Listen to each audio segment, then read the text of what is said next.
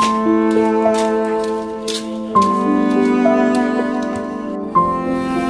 bakit ka na naman galit? May nagkaaway ka ba? Yung mga batang nabuli sa akin. Sa labas, nagantay ko sila. Kuya, huwag mong gagawin yung kasi bad-bad yun. Isya, huwag mong pigilan, huwag mong pigilan. Lalabas ako, gaganti ako sa mga nabuli sa akin. Tsa! Tsa!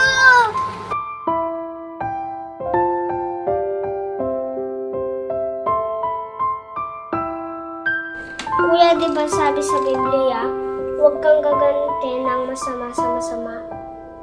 So, just kitchen sa iyong payo na huwag gaganti ng masama sa masama.